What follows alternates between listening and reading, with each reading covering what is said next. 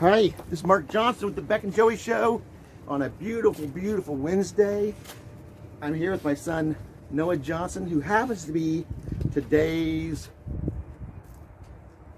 the Beck and Joey Show Interviews personality, whatever we're going to call him. Great day, right? Yeah. Yeah, go ahead and speak up to the mic. So, there's the wind. Oh, shaking our freaky. We're okay. We're okay. We're good. How would you describe today, Noah? Well, it's been a beautiful day lately. Yeah? Yeah. Yeah, pretty good? Yeah, pretty good. So how we do this, we did a practice run through a couple days ago, and you did great. So we're going to do the same thing, but for real. For real. For real. Every Wednesday I'm going to post something, an interview about people in our the area that are very talented. It doesn't have to be Mount Gilead. That's where we're at, but it could be just Chesterville, Mount Vernon. So if you happen to be one of those people who have a gift in the arts that you'd like to be interviewed for, let me know. Just go to the Beck and Joey Show with special guest Mark Johnson and send me a message, okay? So let's start right into this, Noah. Tell me a little bit about you and your family. Let's start with you. Well, I'm 37. 37 years old. We argued about that the other day, didn't we? We did. I said he was 38. He was right. I was 37. Yeah. I sing. You sing? I do dance. I have a job that I do that is involving dishes and cleaning tables off, helping customers. I have a wonderful wife. Yes, you do. That I've been together for almost 11 years now. 11 years. Tell us about, you started dating her about 11 years ago, right? Yeah. And forgive us for the windy, shaky camera. Forgive us. You know, it's the problem. The wind's blowing pretty hard, but we're going to keep filming, videoing. Sonia. Yeah. Right. Tell us a little bit about Sonia. I met Sonia at the Monroe County Hospital. Mm-hmm. And that's where we first met. Mm-hmm. And then we were friends for, I think, 8 or 9, maybe 10 years. I can't remember. I don't remember that. Well, you're fine. Yeah. So we were friends for a while. We started dating. We had lots of ups and downs. And then we were going to get married in June. And then the virus and Corona crapped on us. The corona crapped on us. So we had to wait and wait. And then finally we decided to do September, 19th of September. And we got married or committed. Yeah, marriage. Marriage. I think God believes you're married. Yeah. So, and then my dad actually is the one who married us. And then I had my brothers were my best men. Yeah. And then Sonia had her cousin and her sister, bridesmaids. Yeah. And we had it at their church, so it was a really great day for that. Kind of cool. And we've been together ever since. Married ever since. And she's a wonderful person. I don't think I found anyone else like her. So Yeah, she's a blessing. She's a strong woman, very helpful, is really good about protecting her hubby, right? Yeah. Yeah. Yeah. She does. Very helpful around, they both live with us, and we couldn't go without these two. Well, he and she. So thank you for that. Okay, let's talk a little bit about what you like as far as just in general. TV. Let's go with TV. What do you like? What kind of TV movies do you like? Oh, I like, well, the Dinosaurs, TV show Dinosaurs. Okay. That is actually on Disney Plus now. It is, okay. I like that. I love the Muppets. Muppets, that's a great show. Yeah. I love the Muppets. What else do I like? I like Transformers. Mm-hmm. I like shows, I like Dexter. Dexter. Dexter is a good show. It's But kind of creepy. It is creepy. I'm surprised they're doing a 9th season. 9 seasons. They're going a 9th season. They should have stopped. A lot of people said they didn't like it after where it ended. It ended kind of weird. Tell me a little bit about the movies you like. Actors and movies, both. I like, Jerry Lewis, of course. Yeah. I love Jerry Lewis. I love Jim Carrey. Movies, I like Swordly Orderly. I like Hollywood or Bust by him and Dean Martin, and some other ones. Jim Carrey, I like Ace Ventura, The Mask, Dumb and Dumber. That's a funny movie. Once Bitten. Okay. And then some other ones that he's done. Liar, Liar. Liar, Liar. I like that one. Yeah, he's very, very, very gifted as far as his humor is very different, and also just I think if he and Jerry Lewis being kind of similar. They were both very crazy for their time. I think Jim Carrey's a little more crazier. A little crazier Than Jerry Lewis. And Jim Yeah. Carrey kind of maybe sometimes I think he goes a little overboard with some of his things. Yeah. Not as much as Jerry does. Right. Well, it's a different From what I've time. seen. It's a different time. We accept a little bit more than we used to. Yeah. Okay. Let's get right into music. I know you love music. If I can talk a little bit about some things you've done. Yeah. You've done some contests. Matter of fact, just recently, Yes. you got second place. Second place. In what? What did you do?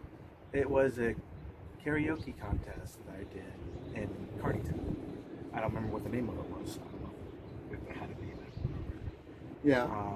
But I did Home from Michael Bublé, and I showed a lot of enthusiastic and feelings and emotions of that song. And somehow I got second place because one of the judges, how you had the second place was because you showed a lot of that, plus you kneeled down is the most important thing that they saw. So it's like you had the voice, but you also put some theatrics into it and some emotion into it, right? Is that fair to say? Pretty much, yeah. Yeah. I've seen him perform many times, and he'll break your heart with his singing. Not only the voice, it's on pitch. He's got great vibrato. He can change key with no problems. I'm just really impressed also by the emotion that you put into it. Yeah. And Aunt Sandy said the same thing to me. So I just thought I'd share that. What are some bands? Oh wait, I know. He's won a few contests. He was runner. What do they call it? Not runner up in the one last year or before that. You were like from Give Me the Mic? No, after that.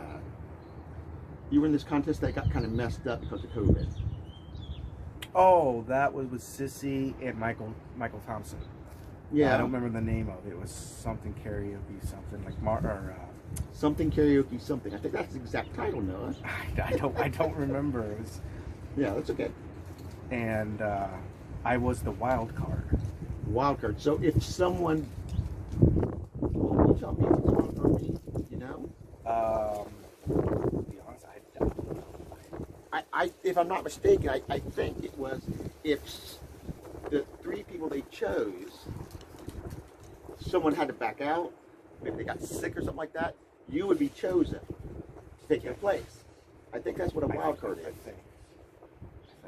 Okay. I don't remember. Yeah. Well, he won first place in that contest, and on one of the nights, and then placed on another night, and he was geared up to go to the next event.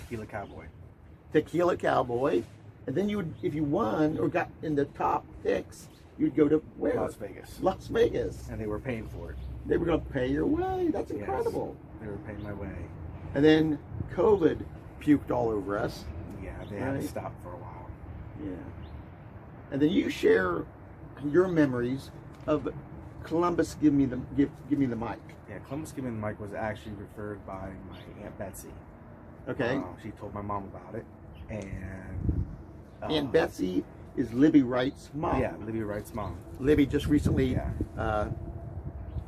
performed, and we interviewed her on the Beck Joey Show recently. So that's your cousin. Yeah, it was my cousin, and so it was referred by her mom, Betsy. And then I went there and I did As Long As You Love Me by the Backstreet Boys. And then I got top 6 over 600 in Columbus, Ohio. Right. That's how you got into the contest, isn't it? Yeah. Yeah, 600 people came to this thing, and you performed you were 6 out of 600 people. Place That's remarkable, Noah. Yes, I was shocked. I was almost in tears because I was so excited. That's incredible. Now the song choice wasn't probably the song choice they would have picked, but it was kind of one of those hit or miss. Like I had to pick one, quickly, so I didn't have time. The first song I was going to probably pick was by R. Kelly, which was in the book, and I had a call from the guy who did the karaoke CDs or something, and told me that he couldn't find it. So I was like, okay, why is it in the book? So I had to hurry up, find a different song, and then I found As Long As You Love Me, and they said that someone like Donna McGavro, who is a professional songwriter, said that from what she heard was awesome. She couldn't hear any pitch This was one of the judges. One of the judges. Okay. It was Donna McGavro, Dino DeProtis and Stacy McKay from Sunny 95, and then some other guy. The second guy said that you have a good voice, but it's not the voice that we want because it's more, you have more of a teeny bop, like they're looking for stuff from Aretha Franklin and old stuff. Yeah. And Dino and Stacy were nice about it, but they gave, the second judge gave me a 6. So that knocked you down a bit. Well, what was the highest height? Was it up to 10? I think so. Okay. So that 6 knocked you down quite a bit. Yeah. So they had actually a girl named Libby. Not my cousin. Yeah. But there was a girl named Libby who did Etta James at last, which when I was rewatching it, her voice was pretty and stuff, but she was really boring to watch. No stage presence. No, They okay. just loved her voice. That's why she won the car. No. What would you have done with the car? I would have gave it to you guys. Oh. You guys would have had a new car. Would have been my car, but We could drive it. you guys could drive me places because I won a new car. Yeah. But I didn't win. But I was top 6. I think you ended up 4th overall, right? Or not? In the show? Yeah. Or was it 6? Maybe. I think it was 6 because the one I'm thinking of, the one you're probably thinking of that was 4th place, was another one that was in another contest that I did. Mm-hmm. I don't remember what song I did, but it was in, Well, before we get too far off the track, in this Columbus Give Me the Mic, number one, this was a big deal. This was Columbus and surrounding areas. This was not some small town. No. And from what I remember, they had an issue with the song you chose more than anything else. And I thought, what a weird thing. They said it was too young for him. He was, how old were you? Well, I was still at the hospital. I was still working at the hospital. So you would have been probably 18, 19. I think you were Maybe 20. yeah, somewhere. Around there. Was Sonia here? I think her and I were probably dating. So Exactly, but I was working. yeah, around 2000. I have the DVD, and it says 2000 something. I don't remember the exact date. That's fine. But anyway. So I thought to myself when I found this out, I didn't get to go, that you give someone a choice to pick a song. They pick one and you don't, it's in their book and they say, well, we can't find it. So on the spur of the moment, he picks another one from their book And they say, well, that's not a good choice. You're too old. Right about the same age. He was younger than the guys that sang it originally. It was just kind of weird to me. But you know what? I'm a dad, and so I'm going to kind of be on your side no matter what. But it was weird. So let's, if you can, move on to some music you like. Did we talk about bands you like and stuff? Yeah, we did. Okay, my bad. I did remember talking about some of the bands. Okay. Tell me a little bit about King's X. King's X? This funny story you have. Oh. Yeah, It's funnier for me. I've said this once. Well, I saw King's X once at a couple of my friends, and it was awesome. But then they were coming back. Tell us who King's X is. King's X is a spiritual band. They would claim they're not, but a lot of people think that, so that's fine. I think it's just because for the record. from the words I've heard that they say in their songs. They do sing about God. They just don't want to be classified as that's all they were do. more like grudge type rock band, I guess, or something. Yeah. Okay. So they're three guys. One's a drummer, bassist, and a guitar player. So it's Ty, Jerry, and Doug. They've been around since the 70s? 80s, early 80s, I think. Close. I could be wrong, but I think. So like around the 80s is when they came around. And then, I'm trying. You're good. So I went to go see them. They were awesome. And then I did the karaoke one day. My dad was going to go see them again. I decided to do karaoke. I missed it. He got his guitar signed, got to meet the three guys, talked to them for a couple hours, got his guitar signed, and shook their hand, and I missed it out. And it's just, I tease him every chance I get because he went to karaoke like every Friday or Saturday. And here was a once in a lifetime thing to do. And he said, no, I'm going to go karaoke. I'm going to go karaoke. So I tease him about it. Yeah. I came home with a signed guitar and whatever. Good friend Jack Lolis took us there. Yeah. We do a lot of stuff with Jack. Shout out to Jack Lolis. Hey. And yeah. So now let's get into why do you sing? I mean, what got you into singing, and why do you sing? It's something I enjoy doing. Yeah. It helps me relax most of the time. Certain songs or just in general. I mean, I sung since I was little. You've been singing since you were a baby.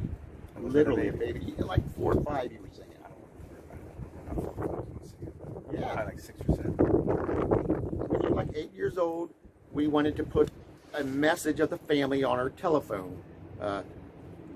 The old telephone machines that you recorded a message to say, hey, we're not home. We did this thing where we were going to harmonize with each other. And what I would do is I recorded my voice saying something like, hello, whatever. And then Melissa came in with a harmony. And then I taught the kids to repeat what I was singing, which was harmony. And then recorded them singing that harmony. They were too young to pick out harmonies. But that's when I kind of realized he had, at like age, I don't know if he was 8, but he had vibrato. He was on pitch. And I just thought, he can sing. And I think God blessed me with that. Yeah. All my kids are talented musically, and in other ways, of course, but musically they're very gifted, and I think God has a lot to do with that. And hard work. Yeah, it's hard work to do songs like that, or any song. Yeah. It's just practice. So you've been singing since you were a kid. You relax when you sing, right? Yeah. Anything else you can tell us about this? How do you keep going? I mean, like if you got a song to do for karaoke contest, you probably have to practice it several times, right? Yeah. How do you manage not to get tired of it? It's a song that if it's a song I really love, I don't get tired of it. So you're careful about what you choose. Yeah. So you're excited about it. Yeah. That makes sense. Yeah. When I do things, I always choose the worst possible thing I could do, so I get bored in the first 5 seconds, and then I'm on your leg. Oh, I thought you were being serious. No. I'm an idiot. I'm an idiot, Noah. You're not an idiot. Thank you. I'm an idiot. No, you're not. I know. Now, I want you to share with the audience a little bit about your childhood. You have Mild cerebral palsy. mild cerebral palsy. Yeah. That I got when I was little, well, basically when I was a baby. You were in your mom's tummy. I was in my mama's tummy, and I swallowed Meconium. Meconium. Meconium. Meconium. That's what I swallowed. Which was great. And I was super, super sick. So after they pulled me out, I had all that crap all over me. They had to wipe me down, take me to Children's Hospital because they knew. So mom and dad had to eat injections. It was bad. Mom did not get to see you. Well, mom didn't At get all. to see me at all until after I got home from the hospital. Right. So it damaged the brain slightly. A little bit. Then we had the doctor telling all of us that Noah's not going to be able to sing, dance, drive a car, can't do anything. And here I am, 37 years old. 37 years old, almost 40. Yeah. Getting up to 40 in a couple of years. Yeah. And then I did contests that I've won. I've done Dance contests. Well, you've done dance. Well, dance. I did dance, and then recitals and stuff like that for a couple of years. So I did that. My singing. I've done different Special Olympics, like sports. I did basketball. I've tried golf. I didn't like it. At least tried it. I did basketball, which I liked for so long, and then I got bored and tired of it. Yeah. Baseball, bowling, snowboarding. So I do like a lot of different things that I wish I could go to my doctor and tell him. Yeah. I proved you wrong. You proved them wrong, didn't you? I proved you wrong. Now let me see if I got this right. No, you tell me if I'm on the right track. It was about time. I think it was actually you were a little bit late in Mom's womb. Yeah. And the lady lived next to us, Joyce. I don't know if you remember her. I don't. Well, you probably didn't even meet her. You were too young to I remember don't her. remember the name. She said it looked like Melissa was in distress, or that the baby was. So we went to the hospital.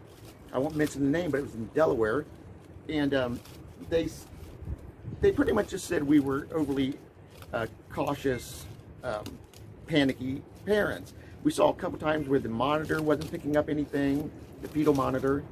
No, that's just the monitor bang on the side of it. It wasn't. It was my son not being able to. He was having a terrible time in there. And then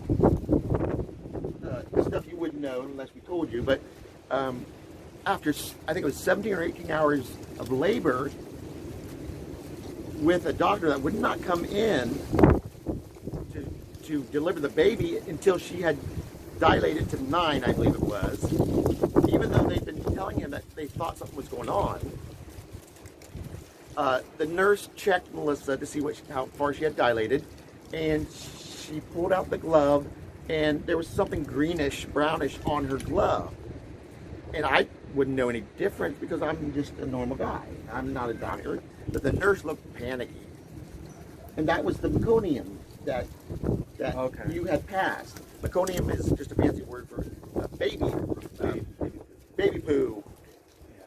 Yeah. I thought it was called baby poo. I didn't realize that. Yeah, they got different names, but it was a sign of him in extreme distress. She rushed out of the room, called the doctor. I guess he was there like that, and we didn't see him.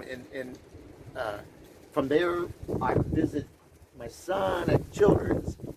So I'd work, visit my son at Children's, then I'd go visit my wife at the hospital.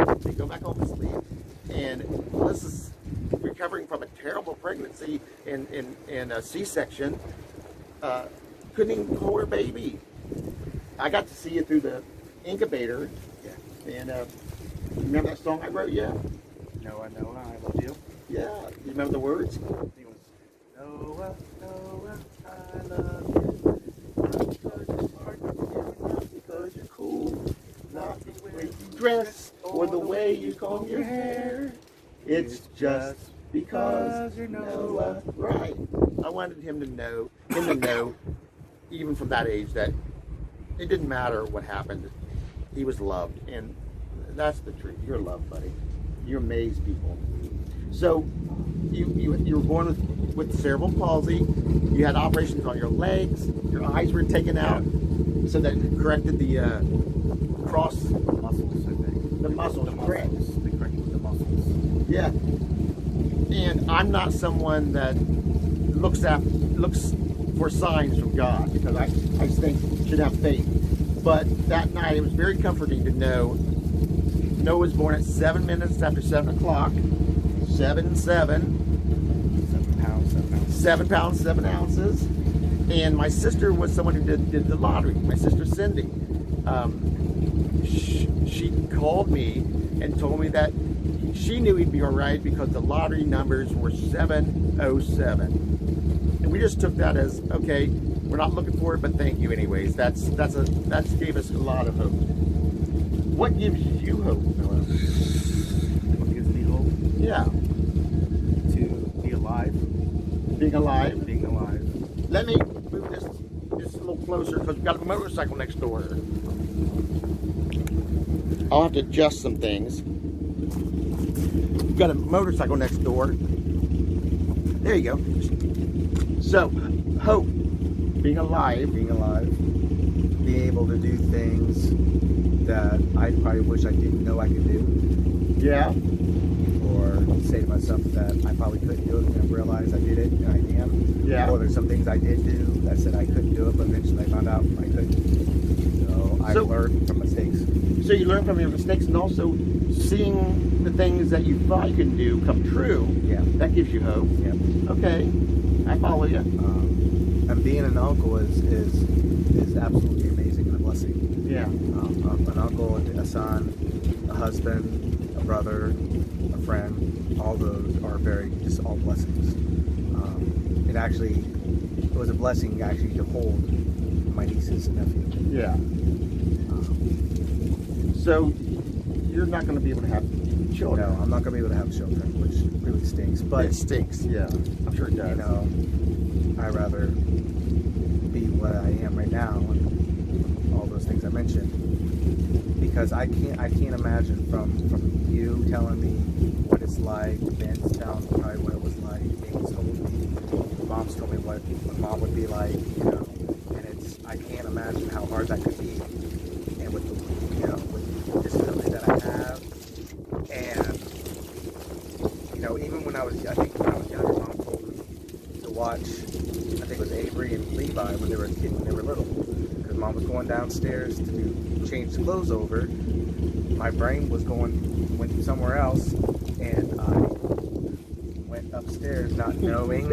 You left them. I left them, so I think that's one reason why Mom is a little worried. Mom and Dad are a little worried that if I have kids, they're afraid that Sonya might have to do work. Yeah. And I wouldn't want that for her. Yeah. It's got to be just so heartbreaking to know you can't. But you're an amazing uncle, Noah, and brother, son. So we appreciate that. And we appreciate Sonya. She knew that this was a marriage and it wasn't going to be, I'll get heat for this, but I think one of the things ingrained in women is to have children. Not that they have to have children or that they always can, but I think it's in our DNA, or their DNA, to nurture and to mother. And I think guys, they kind of protect. So that's got to be hard on her. But we thank you, Sonya, for being willing to give up such a beautiful thing to love our son. That's just remarkable. So, would you like to sing for us? Yeah. Okay. Do you think you'll need words, right? Yeah. Okay. Do you want to do the whole song, and you want to do like maybe a piece of it? I could do a piece of it, or I could do the whole song. That's up to you. How much time do we? It doesn't How matter. much time do you want? It would be a 3-minute song basically, so that's fine. You go ahead. I'm going to stand behind it. Well, let's next Sunday, or this coming Sunday, we're going to have a brand new Beck and Joey cartoon, comic strip, funny. It's entitled Unscheduled Flight of Fancy. It's featuring Joey most of all. It's mildly funny, but Beck and Joey aren't usually hilarious. That's the other stuff, the World According to Me, or the Darker Ages. If you'd like to check out the Beck and Joey Show with special guest Mark Johnson, just go search that on Facebook. You can put the little @ symbol in front of it, and that will come up. Go to it every Sunday. I got brand new stuff, and then anytime you want, you can check out the older stuff. We do original music. Mostly it's comics, comic strips, but also we just got things that I think are beautiful or funny and beautiful, or beautiful and funny, or funny, beautiful, and okay, funny. Okay, you ready? All right, yep. Okay, let me get out of the way. All right. Here's Home by Michael Bublé. Another summer day has come and gone away in Paris and Rome, but I wanna go home. Maybe surrounded by a million people, I still feel all alone. Just wanna go home. Oh, I miss you, you know. And I've been keeping all the letters that I wrote to you, each one a line or two. I'm fine, baby, how are you? Well, I would send them, but I know that it's just not enough. My words were cold and flat, and you deserve more than that. Another aeroplane, another sunny place. I'm lucky, I know, but I wanna go home. I wanna come home. So let me go home. I'm just too far from where you are. I wanna come home. And I feel just like I'm living someone else's life. It's like I just stepped outside when everything was going right. And I know just why you could not come along with me. That this was not your dream, but you always believed in me. That's beautiful, buddy. That's all I got. That's excellent. Was that the end? No, it's a lot more. Okay, let me scoot over here with you. We can say goodbye. Sorry about that. Noah, we appreciate you guys checking these out. I know they're on YouTube. I'm going to figure out how I can get them on Facebook. That's where I advertise them on. But yeah, you'll need to go to YouTube to hear this. Obviously, you've gone to YouTube if you're hearing it. Mm-hmm. But that was great, Noah. Thank you. Hug.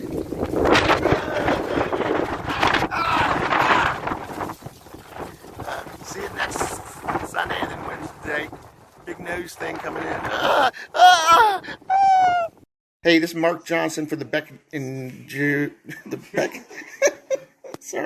Beck and Joey Show Interviews. I want to thank Noah Johnson for coming along and singing a song for us, and also thank you guys for watching. So we'll see you Sunday for funnies and Wednesday for interviews. Bye bye.